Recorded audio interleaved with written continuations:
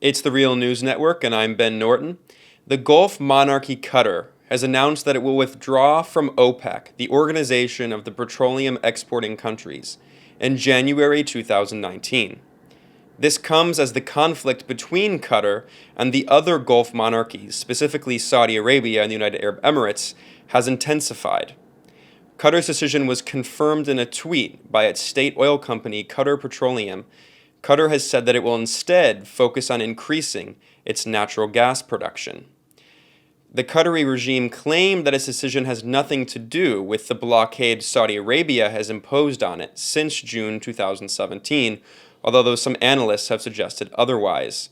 The Saudi regime is the de facto leader of OPEC. OPEC was founded in 1960 by 5 of the major petroleum exporting countries, and Saudi Arabia was one of the founders, and Saudi Arabia has significant influence inside OPEC, although of course the organization has changed a lot since it was founded in 1960 at the peak of the Cold War. So joining us to discuss the conflict between Saudi Arabia and Qatar and how OPEC plays into this is Larry Wilkerson. Colonel Larry Wilkerson is the former Chief of Staff to U.S. Secretary of State Colin Powell.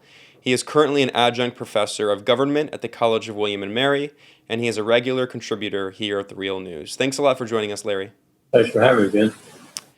So Qatar has been decreasing its oil production since 2013, actually. It's not entirely surprising to see that Qatar will withdraw from OPEC because it's already been focusing more on natural gas anyway. So clearly this is more of a political decision than an economic one. But what do you think Qatar is trying to say to other countries, including Saudi Arabia, by withdrawing from OPEC? You're right. Qatar is low on the list of oil producers, about 2%, I think, maybe even less than 2%. But yeah, it is very, very rich in natural gas. So from that perspective, it's an understandable decision. But I think you're also right that it's as much a political decision as it is a practical commercial decision. What Mohammed bin Salman has done is corrupt both flanks, if you will, of the Kingdom of Saudi Arabia. The war in Yemen on the one flank and Qatar on the other flank. He's destabilized the Gulf Cooperation Council, the imperfect but still the only really secure alliance in the region that the United States had spent a lot of time trying to form and to solidify. And he's destabilized that, and he's invited his principal ideological enemy, Erdogan in Ankara, the Turk, the Muslim Brotherhood political end, if you will, into Qatar, to include bringing Turkish troops with him. So he has created a catastrophe on both of his flanks, and Saudi Arabia looks more threatened each day that goes by, this being just one of the threats. Yeah, and this is actually an interesting point that I wanted to talk more about. We've seen, interestingly, in the past few years, these kind of two competing axes in the region emerge. For years, we already saw Saudi Arabia, of course, strongly opposing Iran. That's not new, that goes back decades. But what's interesting is that even after the war in Syria, where we saw Turkey, Qatar, and Saudi Arabia were all largely on the same side. I mean, they were, in some ways, kind of conflicting with each other because they would support different rebel groups that were fighting each other inside Syria. So we did see the origins of this conflict then. But now we actually see that Turkey and Saudi Arabia are really at each other's throats. They're pretty much enemies at this point.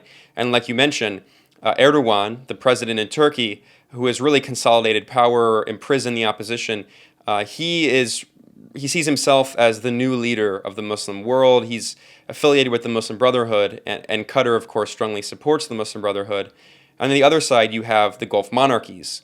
So I'm wondering how you think this could pan out, because it seems to me that now that this Pandora's box has been opened, Turkey and Saudi Arabia can't go back to being allies. And if Qatar moves further and further into the Turkish camp, it seems pretty intractable.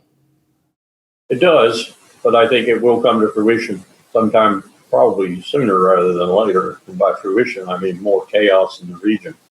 The United States started this chaos when it invaded Iraq in 2003 and set all these forces afoot and aloose. And ever since, there's been this three-way power struggle with the United States being the arbiter, so to speak, from time to time, between Israel and its allies of convenience like Saudi Arabia, like the United Arab Emirates, and Iran and its allies of convenience from time to time, like Russia and Syria and now Turkey, at least implicitly, if not up in your face. And this power struggle is going to go on until there is some resolution to it. That could take some time and be a lot of blood and treasure expended. I don't see anybody with any smarts playing in this power struggle right now, and I include Washington in that with the whole host of characters we have in Washington, from Jim Mattis to John Bolton to Mike Pompeo to Donald Trump. I don't see any smarts there. I just see muddling through. I do see Turkey making some headway, as you expressed it, in becoming maybe the replacement for Saudi Arabia in terms of the ideological leader of the Muslim world. I think that is one of everyone's purposes. And I do see Russia making headway. These outside powers are making more headway than the regional powers themselves by playing the regional powers against one another. And into all of that, you have to throw Mohammed bin Salman, whom, as I said, is a strategic moron. He's taking Saudi Arabia in directions that are going to be very perilous, if not ultimately perilous. And the United States is there locked cheek and jowl with Mohammed bin Salman. And, of course, very tightly locked with Netanyahu in Israel, who's now probably going to be indicted. Back to Ariel Sharon, we would have indicted him and probably put him in jail if he hadn't been so ill that they decided to give him a break at the end of his administration.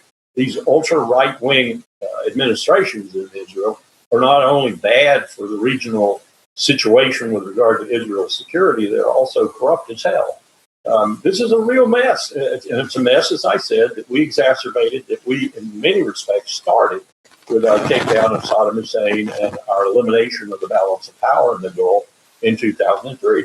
Now you've got all these players struggling for that balance of power.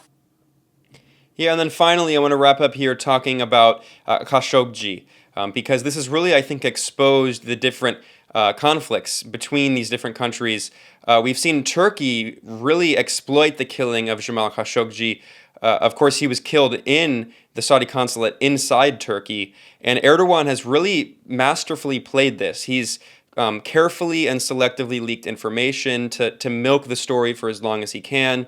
We see Turkish media really constantly exploiting this conflict, and I think it really underscores the conflicts inside the U.S. government itself. So we have seen parts of the intelligence apparatus, like the CIA. Former director John Brennan went on MSNBC and called for MBS to step down. And then, of course, they're conflicting with Donald Trump. And Donald Trump has ardently stood behind Mohammed bin Salman, defending him. So I'm wondering how you think that could pan out as well, because it's clear that the Trump administration has thrown its card in entirely with Saudi Arabia, and we have seen Erdogan and Trump openly fighting in some instances diplomatically.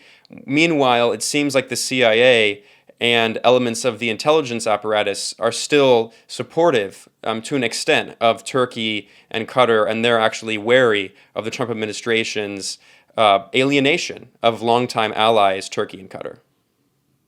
Well, you've summed it up pretty well. It's a complex situation, and it's fraught with peril right now for Israel, for Saudi Arabia, for the United States, for everyone who's playing in this rather dangerous game. As I said, though, it's ultimately a power struggle between the three centers, if you will, with the United States going one way or the other from time to time. But when you call Donald Trump into it, I just picked up a piece off the internet. I assume it's correct. It came from a pretty good source that Donald Trump is now essentially attacking Jim Mattis over a $716 billion defense budget, which, he should be, because that's way in excess of our needs, and we're in trouble physically right now. But if he can attack his Secretary of Defense over an issue that just months ago he was talking about in laudatory terms, restoring the U.S. armed forces and bringing them back to modernity and getting their combat power increased and everything. And now he's saying $716 billion is preposterous. This man can go anywhere. He can go anywhere he wants to, whenever he wants to, mostly based on domestic political considerations, which he is the determinant of. So I have no idea what this man is going to do. He's as mercurial and unpredictable as anyone I've ever seen in the Oval Office or read about in the Oval Office. I have no idea what he's going to do. He might be Erdogan's bosom buddy tomorrow morning, as he is with Kim Jong-un, whom he threatened as Rocket Man to destroy. Who knows where Donald Trump is going? We'll have to end our conversation there. We were speaking with Colonel Larry Wilkerson, who is the former Chief of Staff to U.S. Secretary of State Colin Powell, and he is currently an adjunct professor of government at the College of William and Mary. As always, thanks for joining us, Larry. Thanks for having me, Ben. Happy holidays. Thanks. For the Real News Network, I'm Ben Norton.